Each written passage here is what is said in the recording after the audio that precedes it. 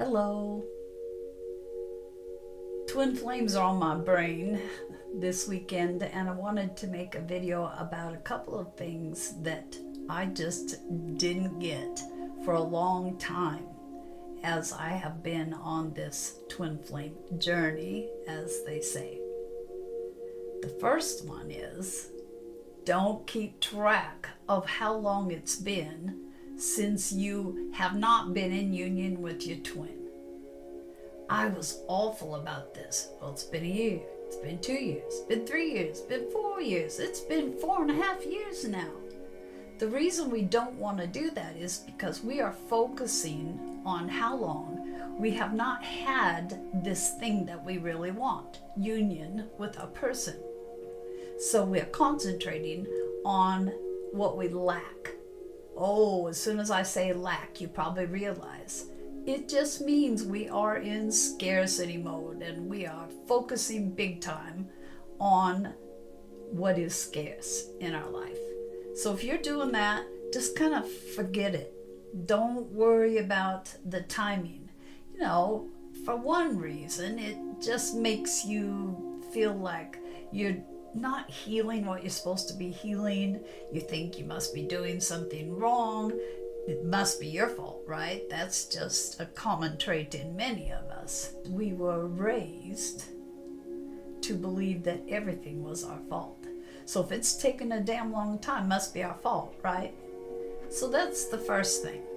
Try not to concentrate on how long it's been that you have not been in union with your person. Just think about how wonderful it will be if it happens.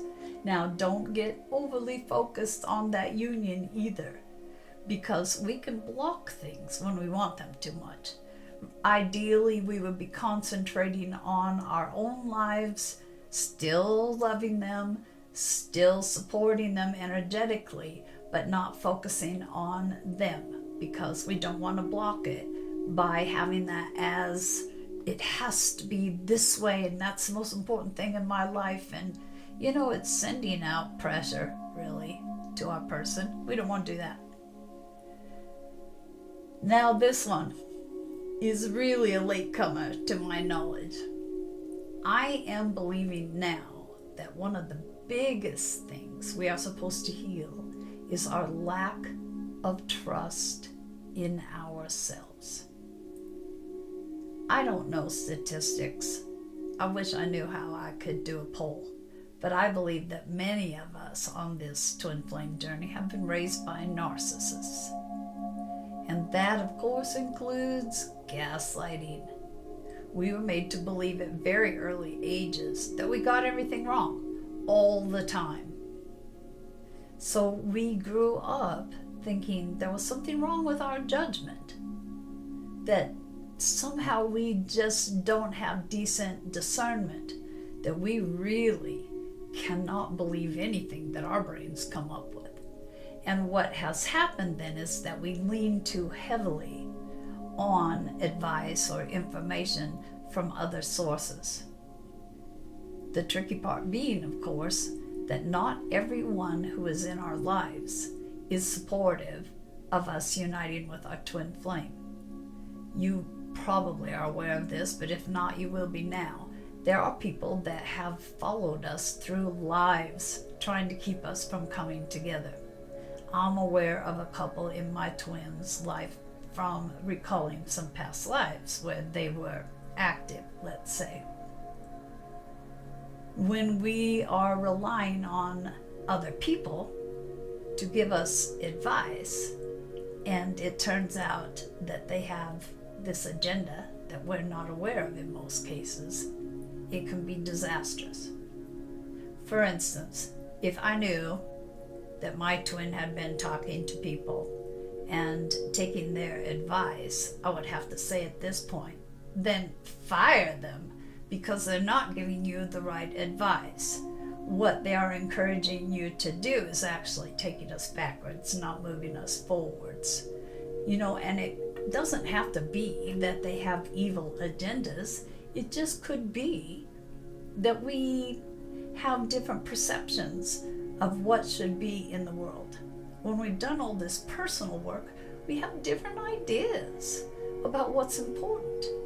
So for a divine masculine, for instance, people might be telling them, oh, you know, the most important thing is that you make the coin, concentrate on the bag. You know, I'm an old fart, I don't know these terms. I'll just speak in my language.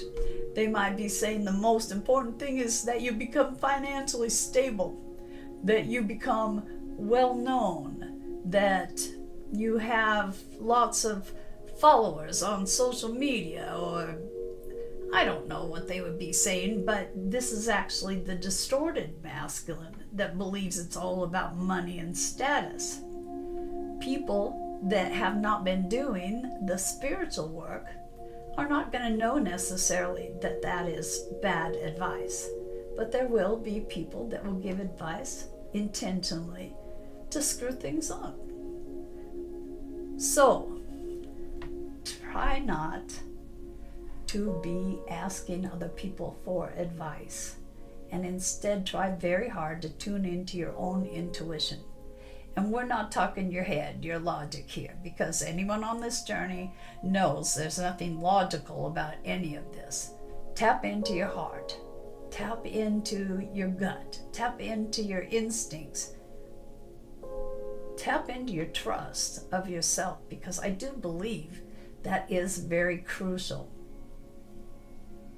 If we don't trust ourselves and we're relying on other people, we are likely going to sabotage everything, because whether intending harm or not, people that are not on this journey are not going to understand any of it. You'll likely be told you're crazy.